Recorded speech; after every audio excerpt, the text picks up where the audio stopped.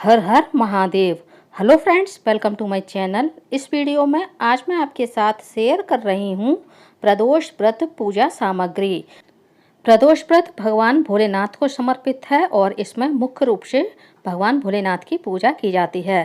प्रदोष व्रत संतान प्राप्ति के लिए, अखंड सौभाग्य के लिए, परिवार में सुख शांति समृद्धि के लिए या किसी लंबी बीमारी से छुटकारा पाने के लिए आप रख सकते हैं। ऐसी कोई मनोकामना नहीं है जो प्रदोष व्रत से पूरी ना होती हो। प्रदोष व्रत महीने में 2 पड़ते हैं, एक शुक्ल पक्ष का और एक कृष्ण पक्ष का प्रदोष व्रत। तो दोनों ही प्रदोष व्रत हमको रखने होते हैं। प्रदोष व्रत को त्रयोदशी, तेरस या महाशिवरात्रि के नाम से भी जाना जाता है। अब हम देख लेते हैं प्रदोष व्रत की पूजा के लिए हमें कौन कौन से सामान की आवश्यकता पड़ने वाली है। प्रदोष व्रत की पूजा विधि का वीडियो भी आपको मेरे चैनल पर मिल जाएगा। लिंक आपको ऊपर आई बटन और डिस्क्रिप्शन बॉक्स में मिल जाएगी। प्रदोष व्रत के लिए हमें चाहिए होगी लकड़ी की चौकी या फिर पाटा। पाटे पर बिछाने के लिए आपको लेना है पीला या फिर सफ़ेद वस्त्र। प्रदोष व्रत की पूजा आप घर पर भी कर सकते हैं और मंदिर में भी कर सकते हैं। अब हमें लेनी है शिव परिवार की फ़ोटो या फिर शिव परिवार की मूर्तियाँ। मैंने यहाँ पर शिव परिवार की फ़ोटो ली है। यदि आपके पास शिव परिवार की मूर्तियाँ हैं तो आप वह भी पूजा में रख सकते हैं। अब हमें लेना है पूजा के लिए एक शिवलिंग। मैंने ये पार्थिव शिवलिंग बनाया है। आपके पास पहले से यदि शिवलिंग है तो आप वह भी पूजा में रख सकते हैं। शिव जी की किसी भी पूजा में शिव जी की मूर्ति से ज़्यादा शिवलिंग की पूजा का महत्व माना गया है। यदि आपके पास शिव परिवार की फ़ोटो या शिव परिवार की मूर्तियां ना हो तो आप पूरे शिव परिवार की पूजा शिवलिंग में ही कर सकते हैं, क्योंकि शिवलिंग में ही पूरा शिव परिवार विराजित होता है। अब हमें शिव जी के तिलक के लिए लेना है पीला या फिर सफ़ेद चंदन। माता पार्वती के लिए लेना है कुमकुम। सभी भगवान को लगाने के लिए हमें लेना है इत्र। शिव जी की किसी भी पूजा में सबसे ज़्यादा महत्व होता है शिवलिंग के अभिषेक का। तो आप शिव जी का अभिषेक करने के लिए कच्चा दूध भी ले सकते हैं और पंचामृत भी ले सकते हैं। मैंने शिव जी के अभिषेक के लिए लिया है कच्चा दूध और पंचामृत। पंचामृत में मैंने दूध, दही, घी, शक्कर, शहद और गंगा जल मिलाया है। साथ ही हमें लेना है एक कलश शुद्ध जल भगवान को भोग लगाने के लिए और स्नान कराने के लिए। एक हमें दीपक लेना है। ये दीपक आप घी का भी ले सकते हैं और तिल के तेल का भी ले सकते हैं। अब हम लेंगे लौंग, इलायची और सुपारी। इसके बाद हमें लेनी है भांग। ये सूखी भांग है।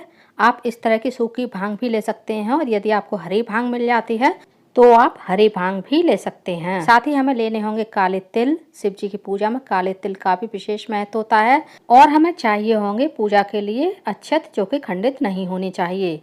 काले तिल शिव जी पर चढ़ाने से हमारे पापों का नाश होता है, साथ ही राहु और शनि की दशा भी शांत रहती है। अब हमें चाहिए होगी पूजा के लिए एक धूप बत्ती।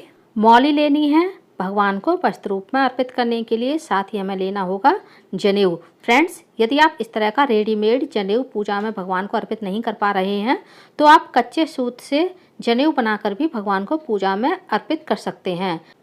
अब हम लेंगे कुछ दक्षिणा। ये दक्षिणा आप अपनी श्रद्धा के अनुसार कम या ज़्यादा कर सकते हैं। अब हमें लेनी है एक माचिस, दीपक और धूपबत्ती जलाने के लिए। अब हमने लिया है कपूर आरती और कपूर। भगवान की कपूर से आरती करना शुभ माना जाता है, तो आप कपूर से आरती कर सकते हैं, वरना आपने जो दीपक बनाया है घी का या तिल के तेल का, आप उससे भी आरती कर सकते हैं। भोग के लिए आप पंचमेवा ले सकते हैं, मिश्री ले सकते हैं, बतासे ले सकते हैं, कोई मिठाई ले सकते हैं। आप चाहें तो चीनी का भी भोग लगा सकते हैं। केवल आपको अन्न का भोग पूजा में भगवान को नहीं लगाना है और प्रदोष व्रत में आपको अन्न भी नहीं खाना है। साथ ही प्रदोष व्रत की कथा पढ़ी जाती है, तो आप एक कथा की पुस्तक भी ले लें। अब हम लेंगे कुछ पुष्प, जिसमें मैंने गेंदा के और आंकड़े के फूल लिए हैं। आप कोई भी पुष्प भगवान को पूजा में चढ़ा सकते हैं। अब हम लेंगे पूजा के लिए पान। फलों में आप कोई भी मौसमी फल ले सकते हैं, जैसे केला, सेब, संतरा, जो भी आपको मिल जाए।